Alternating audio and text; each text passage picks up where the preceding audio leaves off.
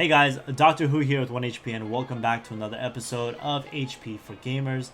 In this interview and discussion, we're going to be joined by two experts in sleep and performance and pain. And we're going to get into everything as it relates to how you can improve your sleep, how you can change your behavior to sleep better, to perform better.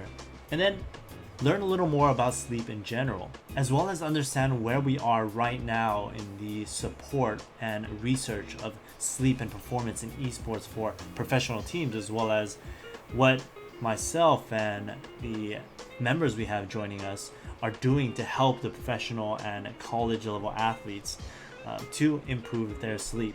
Today we're going to be bringing on Daniel Bonnar, who is a clinical psychologist and a master's graduate of the insomnia research group at Flinders University.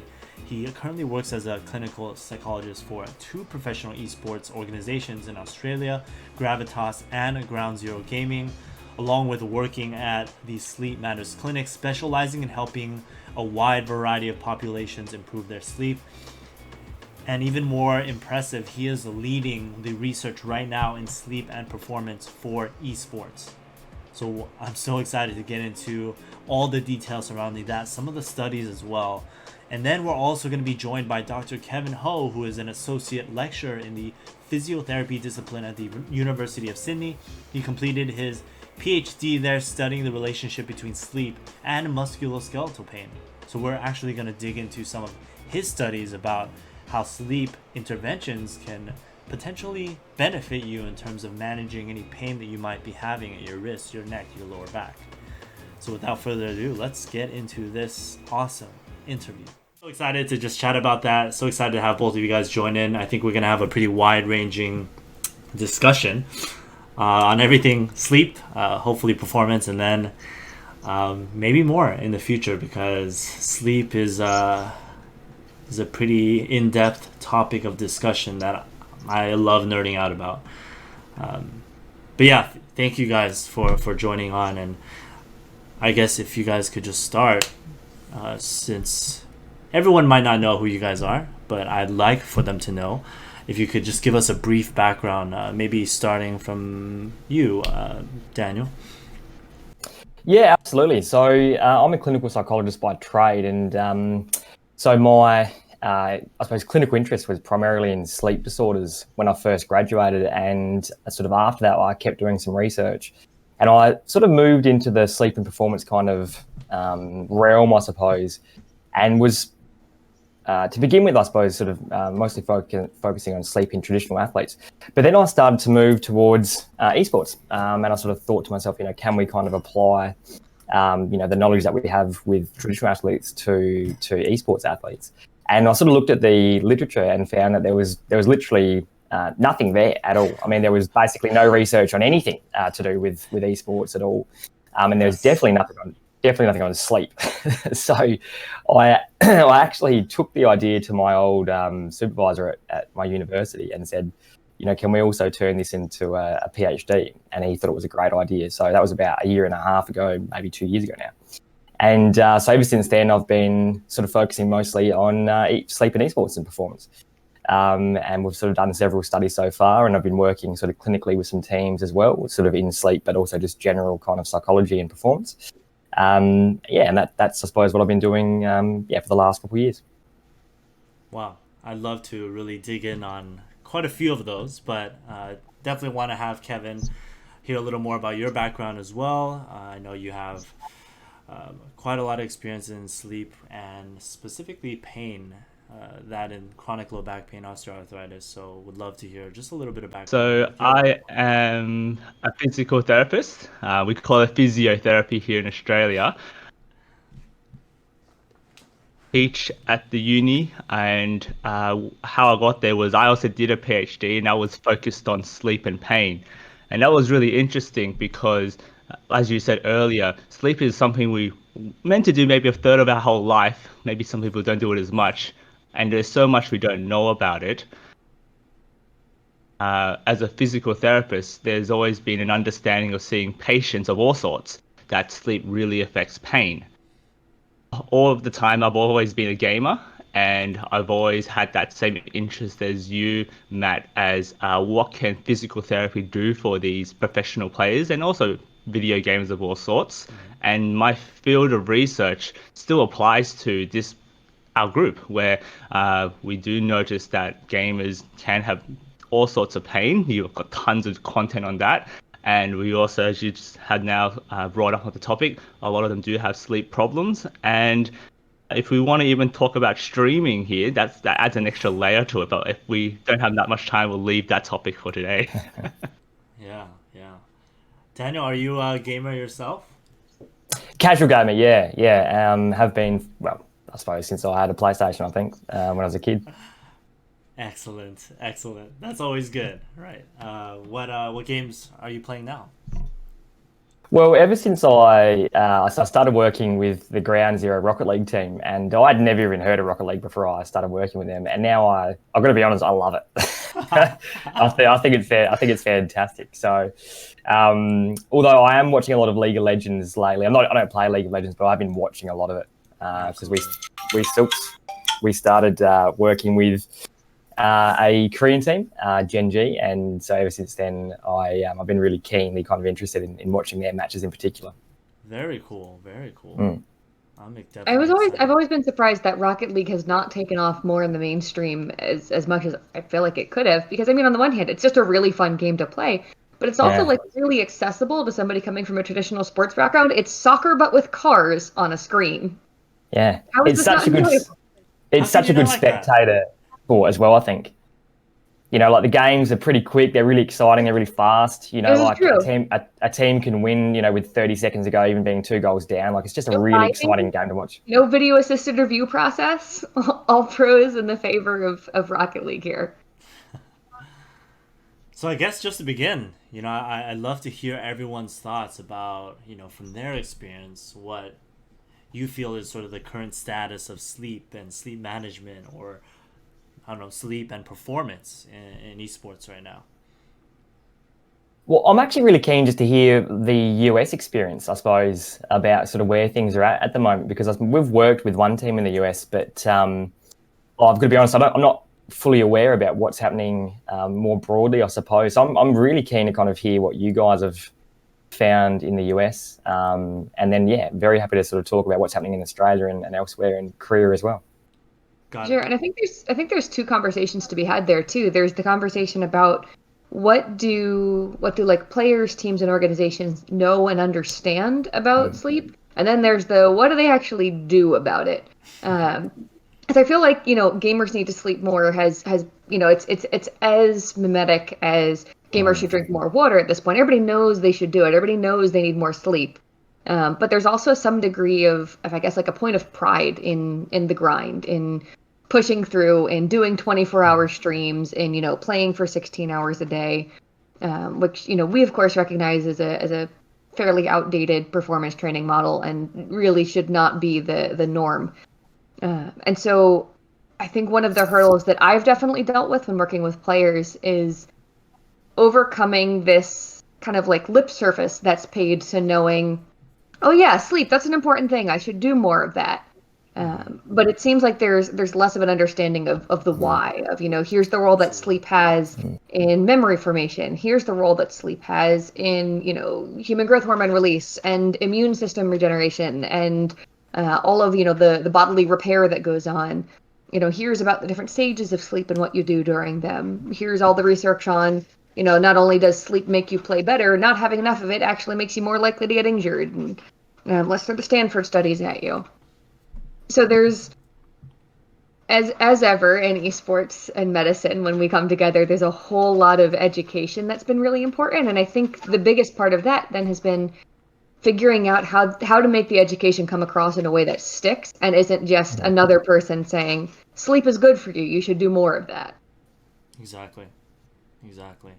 Matt, what's your experience with the teams? Yeah, from my experience, I mean, I think I've seen so many variations in culture and team organization across the different titles that I've worked with, from League of Legends to Overwatch to Dota to mobile games, and every single genre. And even as you mentioned in your study, Daniel, every genre has sort of this different culture, this different lifestyle, these different factors that we have to consider, and all those create individualization of how we have to approach the intervention and how we might have to work with the organization and staff. There's so much collaboration needed to address what Kate mentioned, which is this big gap in understanding. Yes, we know we need 7 hours, okay, and then there's this topic of sleep hygiene, but okay, what else? I think there's this big belief that, if we want to improve sleep, we should make some changes right before we sleep in the last few hours of the day,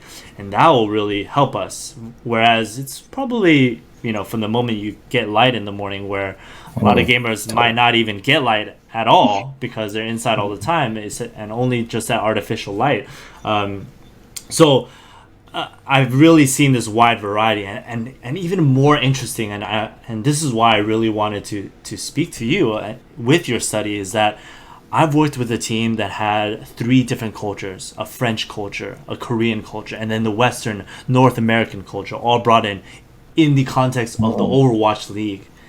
And that was just crazy. That was, and the coaches are 20 years old, right? And then I have to be the medium to be like, okay, well, maybe we should talk a little bit about things outside of the game, So there's, I think, to a different degree, depending on how much the organization is buying into performance, buying into and really committing to the idea of optimizing things outside of the game, then I'm able to help more.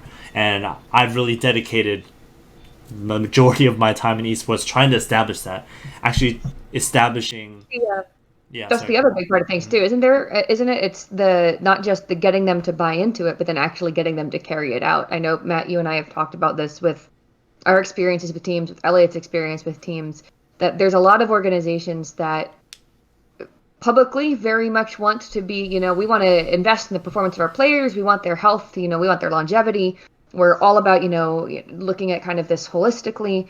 And then when it comes down to actually, employing the interventions, it's a bit of a different story. Well, we want them to get, 7 to 9 hours of sleep a night, like you're telling us they need to get, but also they need to be doing their scrims at X time, and they need to be reviewing video until X time at night. So, well, I guess also, it's just... you only have one day, because right. That's all we want to spend in order to ensure that our players are good. Yeah. You can do it, right? You're set up for success, right? So it's not easy. That's the thing, isn't it? It's like the belief that having a coach or someone who specializes in this coming out to work with your team is somehow imbuing your team with magic powers that's going to make it all stick and make it all happen. The magic of physical therapy isn't that you've entered my clinic and it's a magical space where your wounds are healed and all of your exercises are more impactful. The magic is I've taught you things, and now you're doing them consistently, and you're also doing them at home. Exactly. The same in esports. Exactly. We don't magically make it better just for being involved with the team. It's got to be something that's employed kind of consistently, habitually, and with reinforcement over time. What's it been like in the non-US sphere for you guys? Have you gotten a little bit more headway than your NA counterparts have, perhaps? Oh, it sounds exactly the same as what you guys are talking about. Yeah, the one thing I will say is that I suppose some of the, for example, in Australia, and Kevin and I were just talking about this the other day actually. So when I first kind of had the idea, and we were sort of going about sort of trying to connect with different teams around Australia to begin with, the reception that we actually got from some teams was non-existent. They just flat out ignored us. And what we were actually offering was a fairly valuable service. It had a monetary kind of value to it, in terms of what we were offering. Mm-hmm. And we were just saying, well, listen, we'll do this for free because we're doing it for research. And some teams ignored us. Some teams said, listen, we're not interested, etc. And that was, and I sort of talked to someone in the industry and said, listen, we're kind of getting this response. Why are we getting this response? We're actually offering a health-related service for free. I mean, I think teams would be crazy not to take this up. And at that point in Australia, I mean, the Australian esports, and Kev can sort of talk to this as well, is not as well developed as it is in NA or EU or Asia. Mm-hmm. And so I think there was less of a focus on the health of players at that point. That wasn't a focus for some teams. And so eventually we did find some teams. So for example, Gravitas and Ground Zero have team owners who are just very, very invested in the well-being of their players. So they were very keen to kind of take that up. And I think when you've got that kind of like top-down kind of approach, when you've got like a like a management team that are very invested in the well-being of their players, that makes a bit of a difference. But then again, as you guys were just talking about, there are just this whole raft of barriers that get in the way of implementation, and then it's sticking with players and them sort of making sustainable behavioural change over time. And that's kind of what you're after at the end of the day, isn't it? Exactly. Yeah. I'll jump in, and like Daniel said, we had an earlier conversation, and he's definitely more experienced with contacting organisations in Australia than I have, but I have been doing that in the past couple of weeks, and the same experience. And Daniel's also been helpful in kind of filtering the ones that he kind of knows are a bit more receptive. And I think with physical therapy, it's an even bigger hurdle because if you talk about like a sleep psychologist, it's pretty obvious what it's about. But when you say, oh, I'm a physiotherapist or a physical therapist, well, no, my players aren't injured. We don't really need you yet. But it's more like... We'll call you when we need you afterwards, after they've been injured. It's actually so true. So true. Oh, man. And that's tough, Kev. So if anything, we're talking about injury prevention, which will be something we definitely can talk about in the context of sleep as well. And I think just to help you understand the Australian scene more is, I think for maybe the broader audience, if you think about like winter sports in Australia, we don't really have that much snow. So most of our Australian representatives fly to Canada or New Zealand or somewhere to do their sport. And the same thing would be for the higher level pro players here. They'll be like, well, there's actually money in the North American or Korean scene. It's not really growing that quickly here. I have a better chance just to move and live in the US and get into a team that way. And that's why it's been a bit slower here. Got it. Well, on the bright side, you guys don't have as much coronavirus going on right now. So, maybe stick with Australia for right now, top players. Oh. Yeah, I mean, I've met a lot of Australian players, and they're awesome. I feel like they're pretty open-minded, just in my experience of working with quite a few in the past couple of years. So it's great. It's great to see that. I'd love to hear a little more about both of your guys' research with respect to sleep. And, I mean, I'm sure there's a lot of topics that we want to discuss, but maybe ways that we can extrapolate it out to esports as a whole. And Kevin, I know pain is a big one for you, and for me, it's always been a thing of how do we help them better understand what are they doing throughout the day, and maybe when they're asleep too, that is contributing to sensitivity or contributing to pain. So we'd love to hear a lot more about your research and sort of what you found. Probably. So the key messages here is that a lot of the research has shown that pain can make it hard for you to sleep, be it because it's just too painful to fall asleep, to the fact that if you don't sleep well, your pain experience is worse, and lots of theories behind that on why it actually happens, like inflammation or mental health, or all sorts of other processes or your performance, which we can talk about. And then the other thing to be really mindful of is that lots of research is coming up now in terms of how if you don't sleep well for a long period of time, over a period of 4 to 8 years, your chances of having any sort of kind of physical body pain or injury is vastly increased, and vice versa. So if you do have pain, it also leads to kind of long-term sleep problems like insomnia.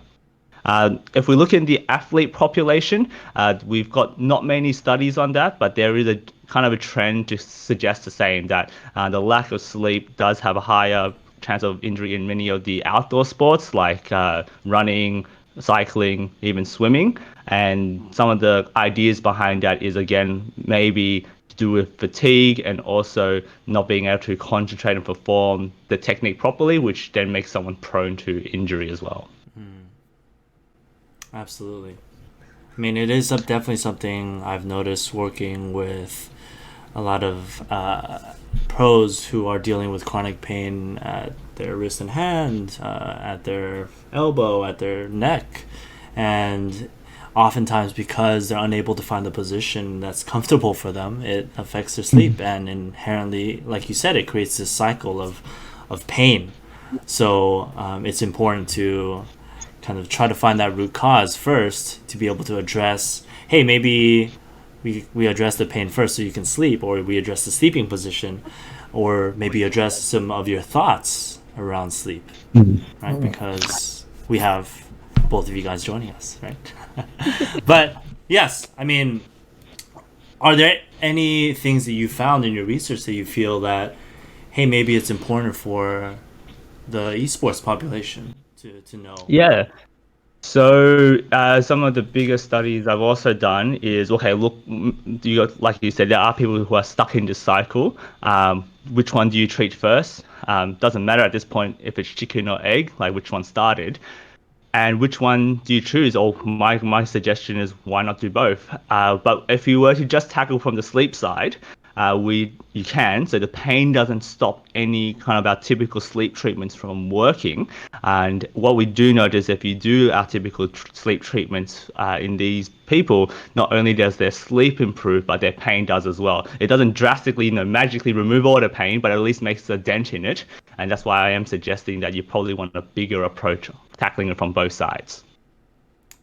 And could you elaborate on at least a few of the sleep treatments that you guys might utilize? And I'm sure Daniel can chime in on what those might be once you mention them, and sort of the nuance. Yeah.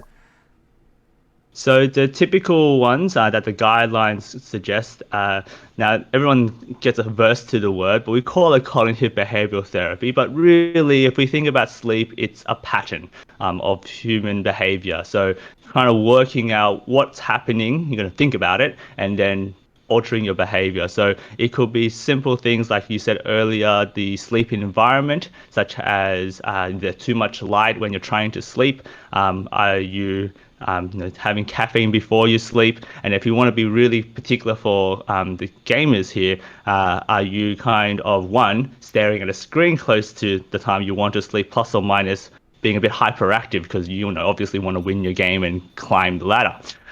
So obviously at this point, I haven't mentioned anything about what you take, right? So it's all about working out what are the patterns that someone is doing and really correcting the bits that aren't so great.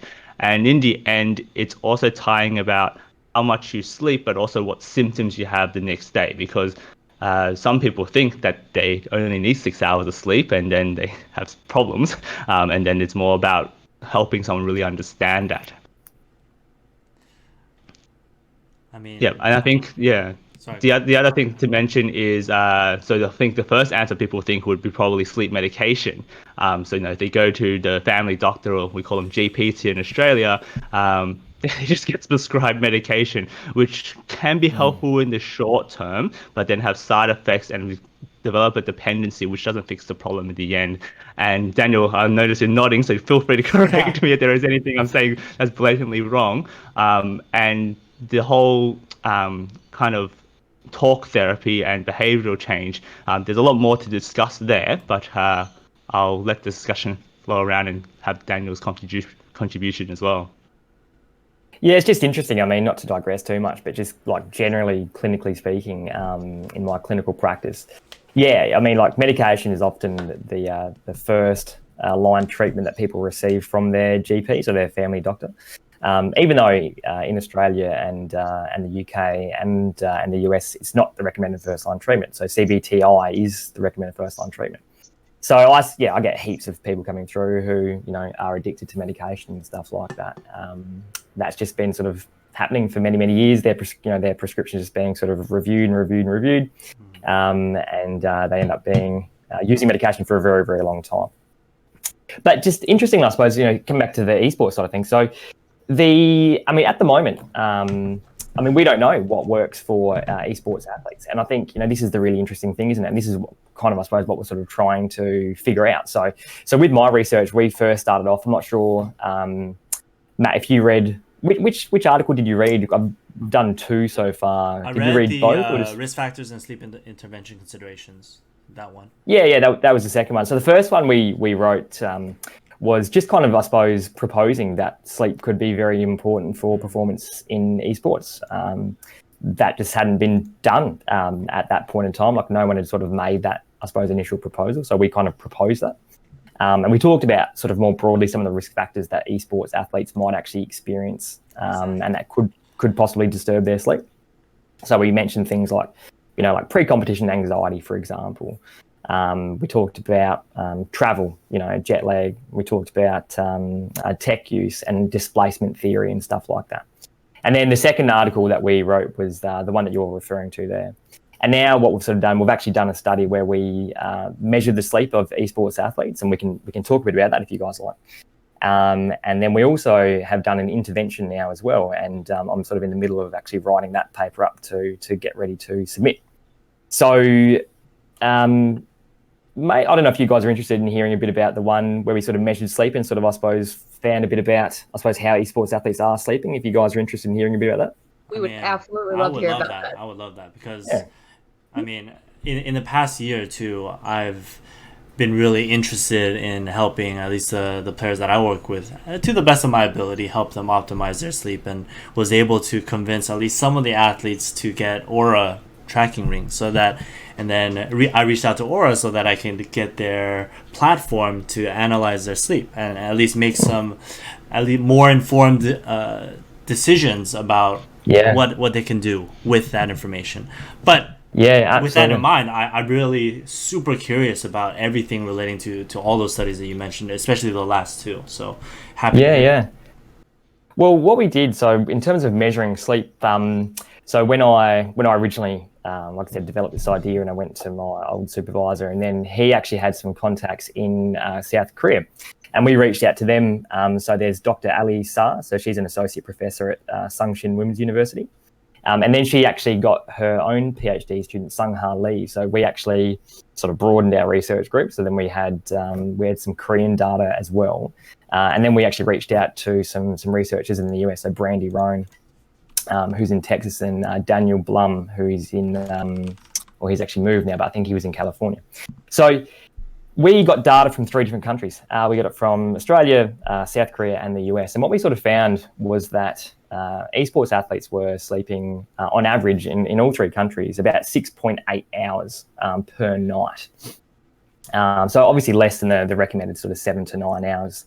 And their sleep patterns were extremely delayed, like more so than their peers. So I mean, there is obviously a natural delay that happens during adolescence and young adulthood as well.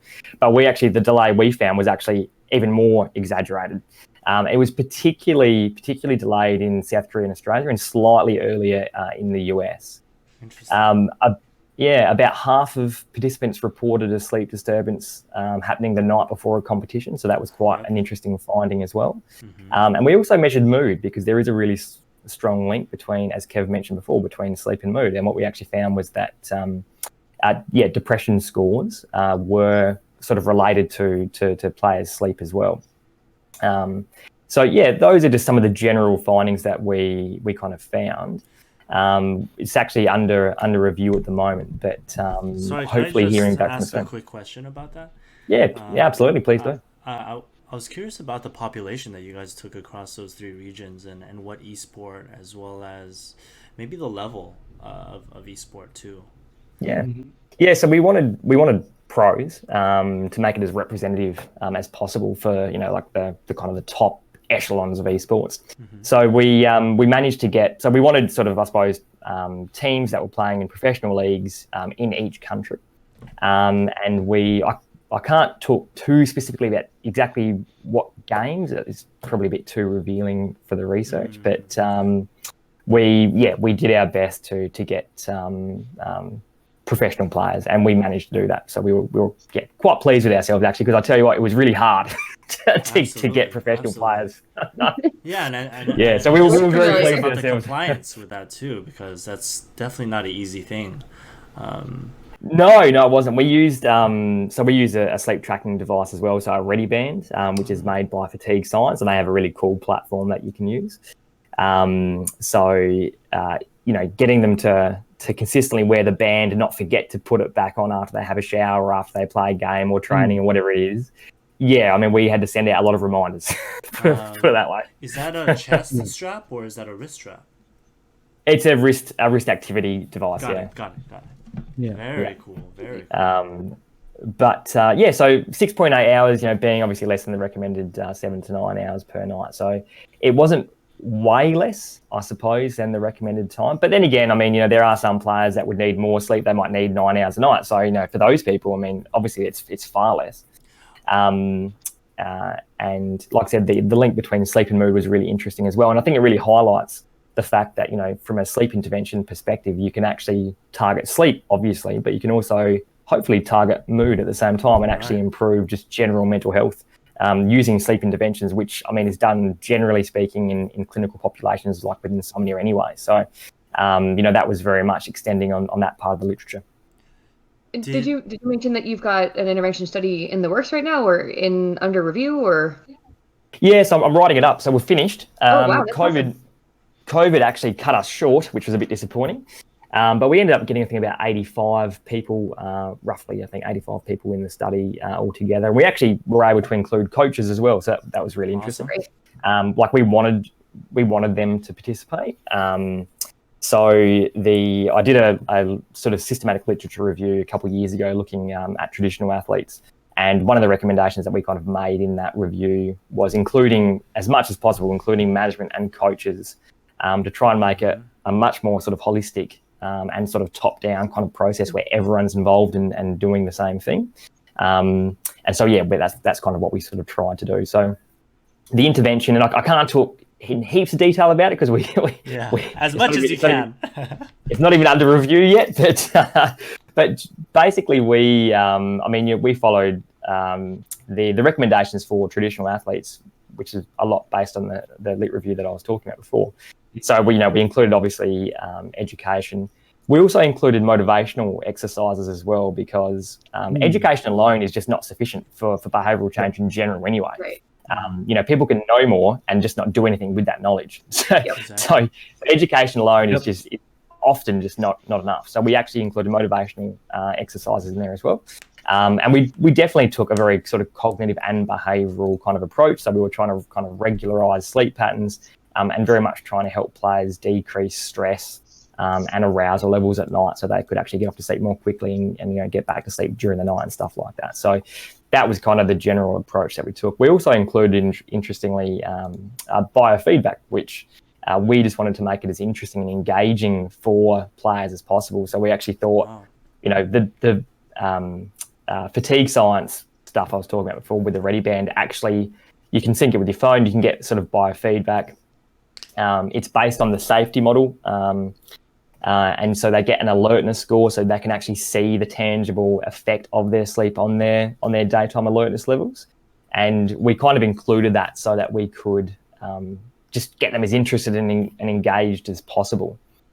Because that was one of the things that we were concerned about in terms of compliance and making sustainable behavioural change. So, and most players actually quite enjoyed that component of the study as well. So that was really cool. The biofeedback component? What was that, sorry, Matt? The biofeedback component? Is that what you're saying? Yeah, they quite liked it. Yeah, That's just awesome. being able to see Exactly, something, if you know what I mean. exactly. Yeah. That's definitely what I found in my work too. If they're able to see tangible results or evidence, then it really makes it easy to motivate them. Exactly. That's right. If you can get them just to check it on a daily basis and go, this is how I slept, and what I did yesterday leading up to that, et cetera, and did I get the sleep that I needed and whatnot. It just sort of, I suppose, keeps it at the front of their mind, which is half the trouble. Trying to get them to remember to do, making it a habit. Exactly. Yeah. So we did a 2-week sort of baseline, and then we did a 2-week intervention.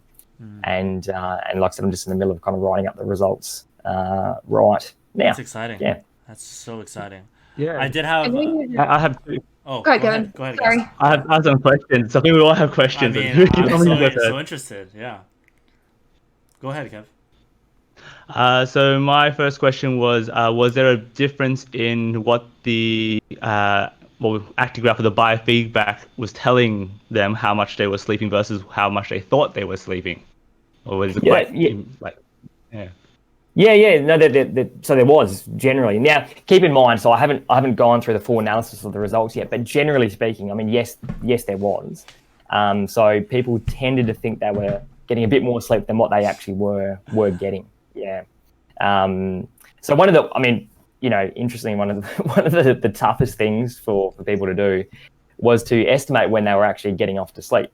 Because, in the early hours of the morning when they're doing whatever they're doing, trying to keep, they don't keep track of time. So, sometimes they were saying, I think I went to bed about, 3 o'clock, but they weren't getting to sleep until like 5 o'clock. So, sometimes you were seeing big differences just in that respect because, they just get lost in the early hours of the morning in terms of time and what's going on and stuff like that. And they drift off to sleep and, they don't really realise just probably how late it could actually be. Yeah. I think it's also a nice thing to have those measurements because I think if you're trying to think about when you sleep, then that also keeps you awake because you're constantly, what time is it? Right. Absolutely. Yeah. Matt, you had a question? Yeah, I wanted to circle back to that initial study you talked about leading to that 6.8 hour finding because something that I've noticed across at least the different esports is that obviously during contexts where there's a lot of pressure in season, there's a lot more anxiety and nervousness around their matches. And I know you even mentioned that, hey, the night before they definitely had issues with sleep, but was the data that you guys collected in the actual season of that respective esport, or Oh, awesome. Yeah, we wanted to make it, as sort of like, I suppose, ecologically valid as possible. So we wanted to get in-season data,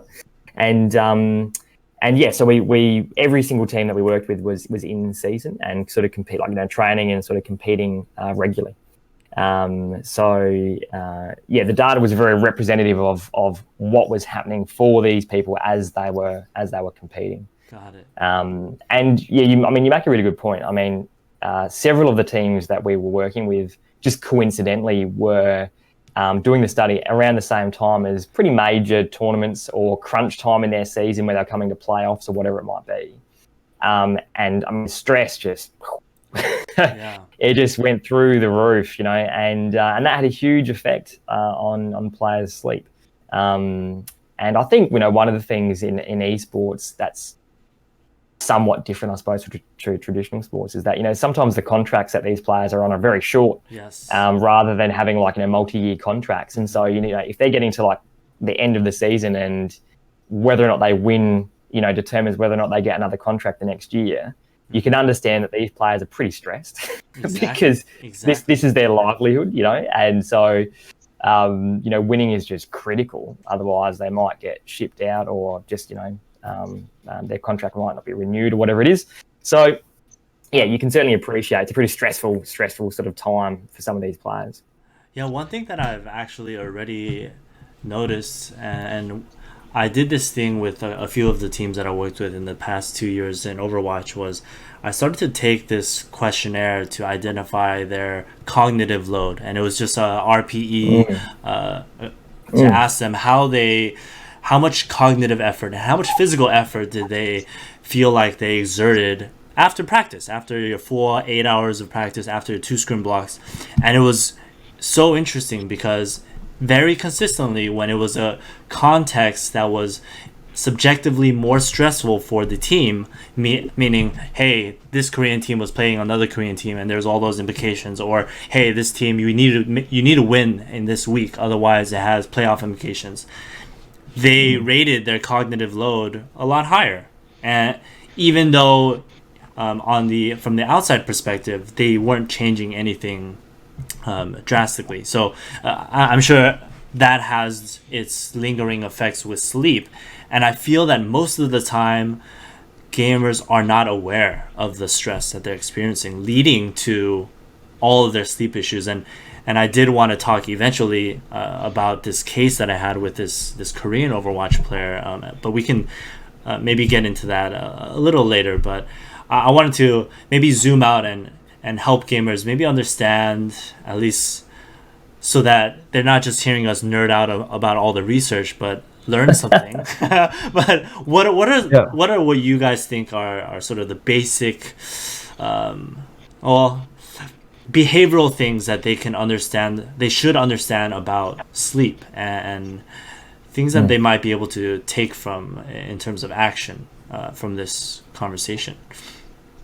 Yeah, actually, one thing that I think is interesting and people should be aware of is that, and certainly this is something that we came across in our research so far, was that some people actually kind of had the belief, they had like a sleep-related belief that, you know, getting less sleep obviously had no impact on their performance, or they actually performed better with less sleep. Right? So pretty counterproductive sort of sleep-related beliefs that some people have about sleep. And one of the things I think that's important for people to know, have you guys read the Van Dongen study from, I think it was 2003? Did you guys ever? It's like quite a seminal study looking at the impact of sleep on cognitive performance. Did you guys ever read that by any chance? I did. I actually have heard of it. when I was doing a lit review a while back. I've actually I remember it because I've got it saved in Zotero right now, which is the best thing ever for research. Yeah, well, I'll just sort of really quickly sort of rehash the overall findings. But what they did was they gave participants a different sleep dose. So I think there was a 4-hour sleep dose, there was a 6-hour sleep dose, and an 8-hour sleep dose. And then there was a group that they just completely sleep deprived. I think it was for 3 days or 4 days or something like that, which is about as much as you can do to someone. And they also measured cognitive performance over a 2-week period with these different sleep doses. And what they kind of found was that a 6-hour sleep dose was the equivalent of, I think, about 2 days of complete sleep deprivation. But the interesting thing was that a lot of people, when they actually asked them, you know, do you think your performance is being impacted? A lot of people said, no, I don't think it is. So people were performing worse, but weren't actually aware that they were performing worse. And I think that's really interesting and something for people to be aware of, is that just because you don't notice an impact doesn't mean that there isn't an impact. And I think, I guess the analogously in esports, like, you could see worsening performance in a game and still not make the connection that it's attributable to your sleep. You might perceive that you've been getting enough sleep because you're like, oh yeah, I got to bed at 3 a.m. when you got to bed at 5 a.m. Yeah, exactly. Without realizing it, performance is worse, and then there's a whole bunch of things you're now worrying about. Well, it's not my sleep. I got enough of that, so clearly it must be one of these other factors that I now need to worry about. I need to stay awake and grind more. I've got to grind more. Yeah, exactly. Yeah, you can see how it just becomes a cycle, don't you? Yeah. Really brutal cycle for sure. Correct me if I'm wrong, Daniel. There's another study that's like, if you don't sleep for one night, it's like the equivalent of having a blood alcohol content of 0.05 or something like that. Is that right? I can't remember the exact sort of equivalent, but it's interesting that you mentioned that though, Kev, because the Ready Band stuff, the platform they use, they actually give you your blood alcohol equivalent as well. Oh, that's so good. Yeah, so it's really for us US folks. I remember actually that study that you're referencing, Kev, because Mythbusters tested it. In an entirely non-scientific method study, of course, but they did basically multiple driving tests with someone who was intoxicated, and then they had the same person sleep deprived, and they found that the greater safety risks were coming not just with, like, they were having equivalent levels of poor behaviors, poor reaction times, things like that, with the sleep deprivation pretty early on into like what would be a low blood alcohol content equivalent. Yeah. Tons of research there, and I won't go into it about how sleep and performance was related to car accidents, because that's a dangerous thing for sure. Yeah. My quick question, I hope we're not, and this is probably more related to gamers in general, because I noticed, Daniel, you did a study mostly on the top level. This is my theory, and maybe you have your thoughts on it. Is it kind of like a U-shaped relationship, meaning the people who don't game too much, they're casuals, they probably will sleep quite well because they're not as tempted to grind. Then you've got the majority of people trying to get into the pro teams. They're the ones that don't know about the health so much. And then, of course, once you get to the pro teams, a lot of these teams have a bit of support, so then they probably sleep a bit better. Would you agree this is probably going to be the case if we did a study like that? It's really interesting. I mean, so we speculated in the second study that Matt was talking about before, where we sort of looked at sort of risk factors, or some risk factors anyway, about culture and game genre on sleep, and we kind of speculated in that study that perhaps because in Australia, it might be a little bit different in the US, I'm not sure, but because the structure of like junior esports doesn't exist, right? Like, there is no junior esports. You're just playing at home, and then if you're good enough, you might get picked up in a team later on. And so there is this this underground scene where you're just playing, and in that scene we were sort of saying potentially some pretty unhelpful kind of sleep-related beliefs might develop through the culture of gaming, which is like grinding, obviously, and playing all night, etc., etc. And then that might actually, people might carry that with them into pro teams, and then you might have this culture within a team that they've all kind of brought with them from these unstructured kind of environments they've come from previously. Right. This is how I got here, so this is clearly how I stay here. Yeah, exactly. That's right. Yeah. And then you've got, team management that might see things differently, but then of course they're contending with a group of players who might not necessarily be on the same page. Right. That was kind of, I suppose, what we were sort of speculating, but it may be different in NA. I mean, maybe, I think, you guys have a better junior scene developing at least anyway, I think, don't you? Yeah, it is developing pretty quickly, right, with the high school and collegiate scenes, but it is very much as you described. They are undergoing the development of high school, college, and professional athlete all in their 1-year contract, and that amount of stress associated with that is not found in any other sport, right? And in addition to that, globalization of teams, having imports of Korean athletes and imports of French athletes, and then learning how to communicate with them in a team environment is in your first professional team experience, and then they don't know how to do laundry. It's a whole lot of stress that I think is just compounding, and then sleep is just it's the last thing they're gonna think about. I think that leads really well into a question that I had for both Kevin and Dan here. So I know, Matt, you and I have discussed this extensively before. If we're recognizing that, that traditional sports model isn't really one-to-one for esports, there's not, the academy, intramural, travel teams, kind of that lead up to that top tier level. What other industries can we draw from in terms of ideas or research or interventions that really make sense for this population? I know Matt and I have discussed in the past, using research on air traffic controllers for, cognitive interventions, because you sit still for a really long period of time under a high demanding, stressful job. We've talked about, performance in spheres like musicians and dancers and even WWE entertainers. What other fields have you guys really picked from to help here?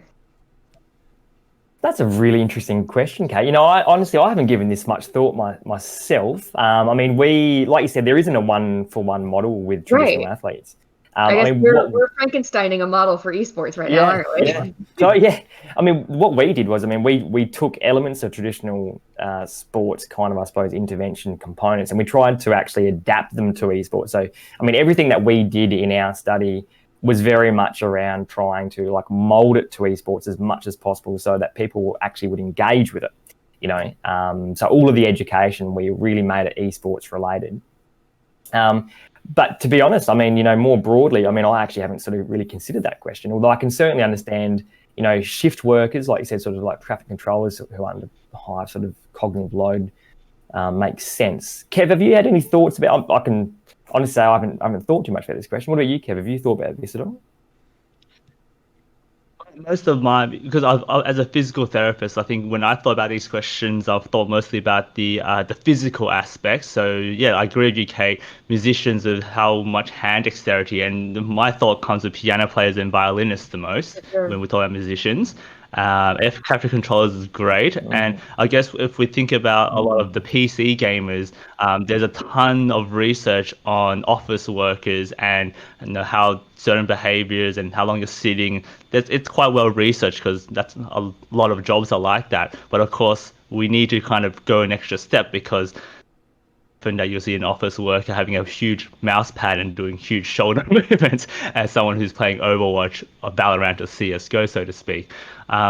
So yeah, you're right. At the moment, we're kind of Frankensteining a lot of previous research into one, and this is where we need to start having more research data on the actual people who are playing specific games, and therefore actually have the right thing to follow up with them for.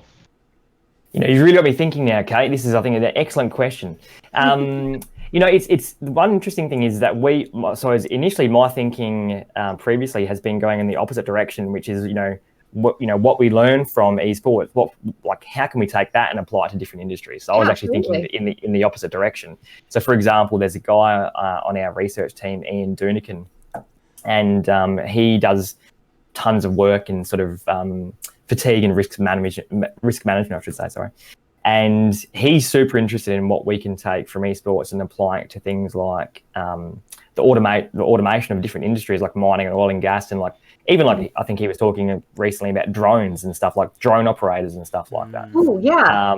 So I suppose my thinking was like in the other direction. But just on your question, the one population that I think has obviously tons of overlap that is quite useful and that we have drawn from is the adolescent population. I mean, a lot of these guys are really young guys anyway, so it makes sense. But the thing that I think is most important to think about when it comes to adolescence is adolescent sleep interventions in general are really hard, because adolescents are a really hard population to work with. Yes.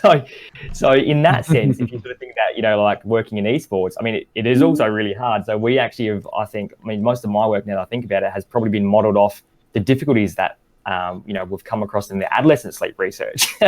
And I'm going to be honest, I've absolutely used my background in traumatic brain injuries extensively in esports intervention.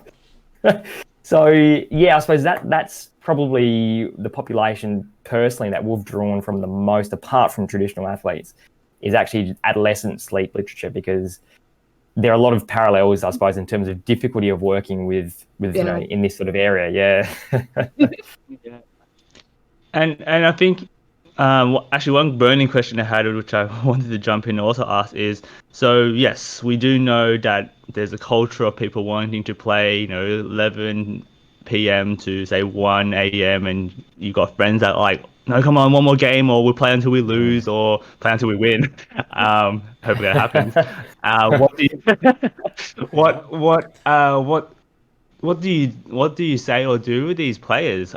Because at one stage that this is where most people play, so you got to change everybody to actually not play at that time if you want more people.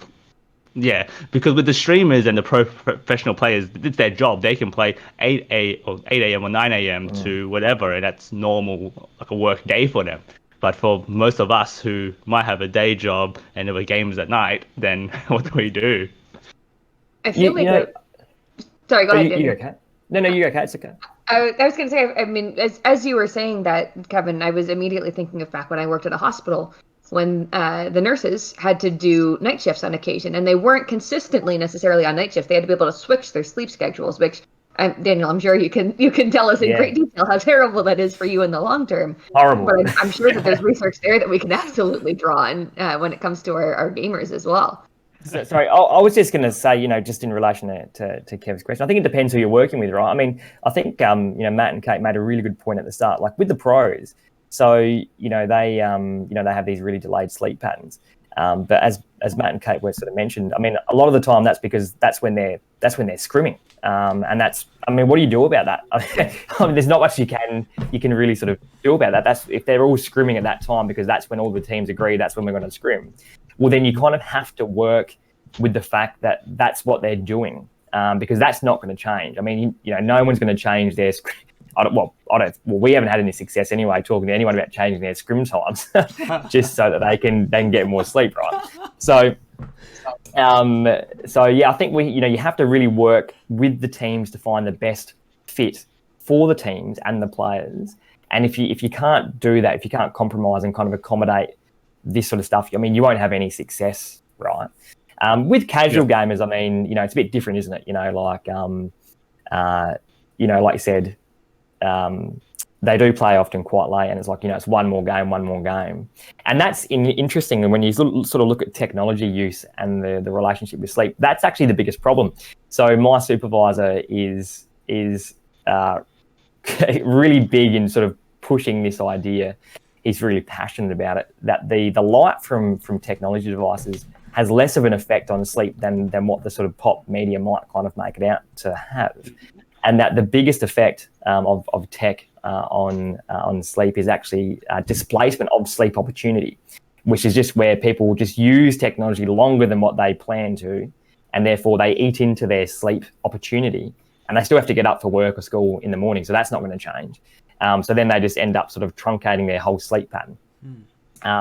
And so, you're really just trying to work, and that's just a motivation thing more than anything. You're just trying to get people to prioritize and motivate them to try and actually not eat into their sleep pattern too much.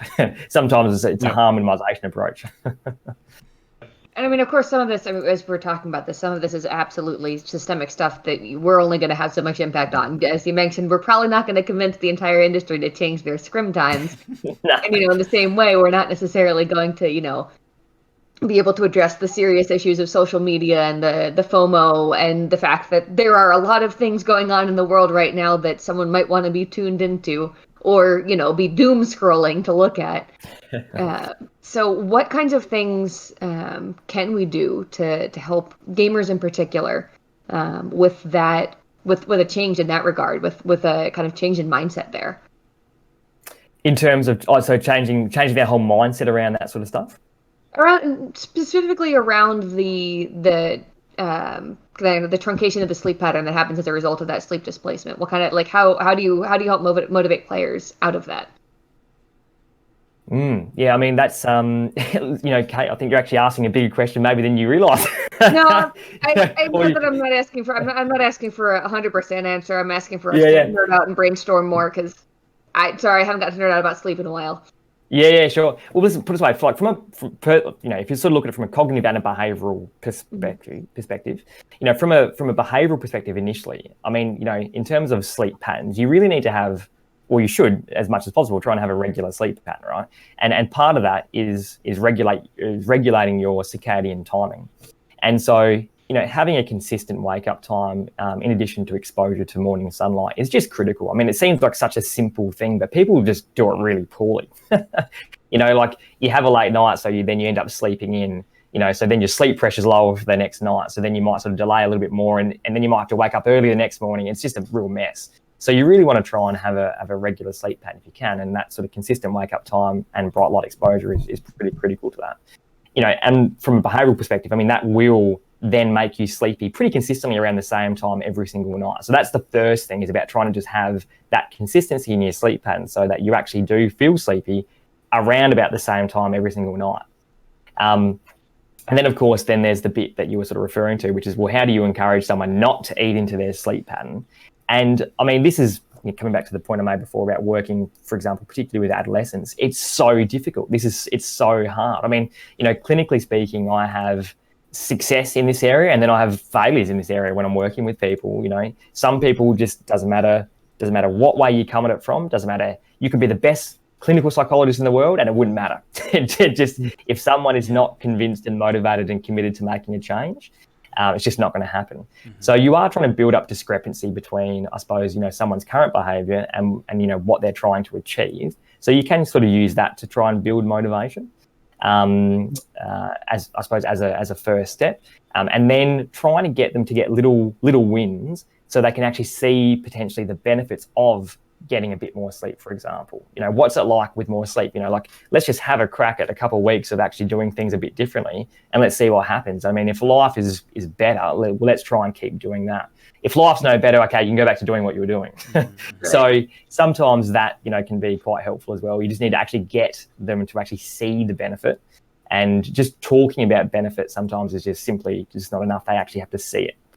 I think that's definitely something Matt and I have seen with more the physical side of things, physical side of change too, in terms of just getting more regular and consistent movement. And it is, adolescents are definitely a really great and analogous population here in terms of just not so much resistance to change, but a confidence that they know the things that they need to know already. So why would I need to learn a new thing and change it? This thing is working just fine.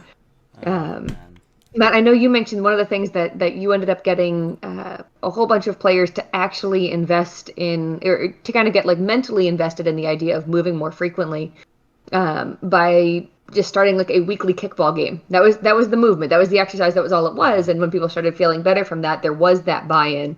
Right. And as a result, we're willing to start moving.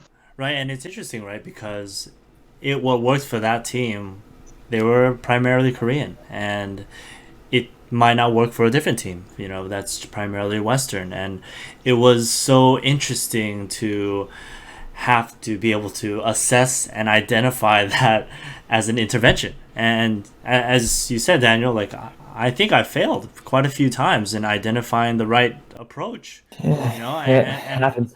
And We all do. I've obviously Yeah. I've tried so hard, and that's actually, I wanted to transition over to this really difficult case that I had in this past year in the Overwatch League specifically. And this was really tough for me because this player, and obviously I won't mention his name and everything like that, but he's just kind of known for not being as talkative, being more introverted in nature, and none of his teammates really he was close with. And because I knew that, I really was trying to just develop rapport with this player, and then work through the physical injury side and things that he was immediately worried about. And then because he had during our initial assessment, I identified that as a need that he had to address his sleep, and progressively over the season it got worse and worse and worse, and his stress management historically has been pretty poor. And it was really tough for me to, with all these different factors, I was like, okay, well, I need to help with his injuries. Okay, he's not eating enough, he's not sleeping well, and he's just historically not talking a lot, and doesn't really open up about his stress. So I know it. I had attempted to help him understand some basics, and I think he was, because I had helped him with his injuries, he was open to trying. And because he didn't see the benefits, it almost was a failure in his eyes, and it made it, I think, really tough for me to continue to provide help in any way to him. And I guess my question with that is, I'm just really curious if there was, like, what your overall approach would be for this profile of a player that is very introverted, and just curious in general, like if there was any additional strategies that maybe I could have explored. Yeah, so his sleep got worse over the season, hey? Yeah. And that correlated to increased stress over the season as well? Exactly. And the increased stress, just to clarify, sorry, Matt, was due to, was it performance-based, or was it... Both. Both performance and I guess overall feeling of well-being, because as a team we weren't doing as well, and I think this player is really important for the team. So there was he was actually one of the better players on the team, was he? Yes. So I think there was that dynamic that created additional stress. Was he who else was on the team? There was just I guess a few other Korean players that I actually tried to help, ask to mediate to work with him. But yeah, there was a few other players I feel like of similar caliber, and I felt that, I mean, I wasn't sure how to best approach it, because I actually tried through management, through coaching, and it was really just really tough for me, because I would be meeting with him on a regular basis, and I would see his state deteriorate, and I wouldn't know how to help him. Yeah, purely just from a sleep perspective. So just tell us a bit about his sleep. Like, how was he sleeping?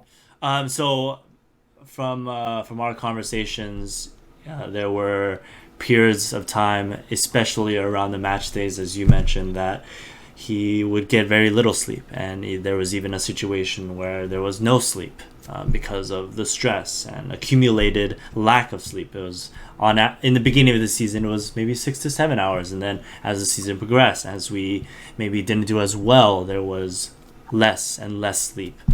I guess that's overall how he was sleeping, at least from my perspective. And how was he trying to cope with this, Matt? What was he doing to try and cope? like either healthy or unhealthy in terms of, I suppose, coping strategies. Yeah. I don't think there was any intentional coping strategy on his end, but I know that I tried to help him adopt more of the basics around sleep hygiene, like getting outside earlier in the day and moving more and getting up to move. But I know, and here's, I guess, another factor, his significant other was in Korea and has to stay up late to talk to her. And so there was that factor, and that wasn't always immediately disclosed to me. So it was just it sounds like a really tricky situation, Matt. I can see why you struggled. Put it this way, I mean, one day I really wish I had have asked one of my Korean counterparts to come on this podcast because I think they could have actually provided some really interesting insights. Maybe if there are some sort of cultural elements to this. It sounds like that we need a round 2 of this, clearly. I really would like that. But one of the things I put it this way, I mean, if I sort of think, clinically speaking, what I would do with anybody as a starting point, I would probably do like a case formulation to try and help draw out the I suppose the connection between the different psychological and perhaps physical components of what we're sort of talking about here. That's what I would do clinically speaking anyway. I mean, do you do that sort of stuff at all, Matt, with some of your players or in your work or anything like that? I mean, so with my work with the players, I mean, I'm the performance staff. I mean, I'm a physical therapist and strength and conditioning coach. So to the best of my ability, I am just analyzing or identifying what the needs are, and then with my own just individual research, I'm making recommendations, but I'm not trying to address or fully understand their psychology of stress and coping to be able to address that, when I know that that's sort of my plan, to develop that department and develop those support resources. But a big part of that was in my conversations with management and coaching. I was repeatedly told, there's no way he will see anyone. There's no way he will go to the doctor.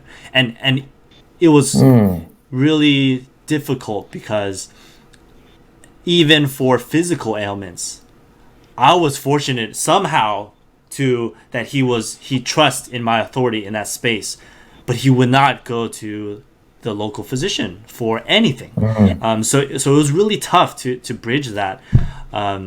But that makes a lot of sense, and that's sort of been what I've been wanting as sort of like this, I don't know, support, having a system where we would be able to have these flags maybe picked up early on, and then individuals like you, like yourself, help out from an earlier part of the season, so that it doesn't progress to this to a state like that.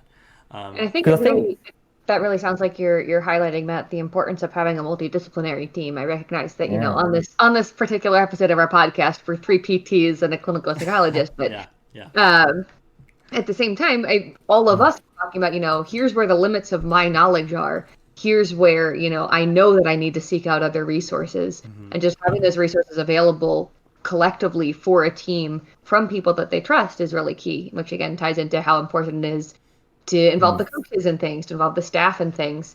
And I think, Matt, we are getting close to the end of our hour, by the way. Got it. As much as I don't want to stop nerding out about this, I know that people do have lives as well. Very true, very true. The thing I would just say, there, just to finish off on that point, Matt, and it honestly, it genuinely sounds like a really tricky situation that you're in. I don't think I envy you at all.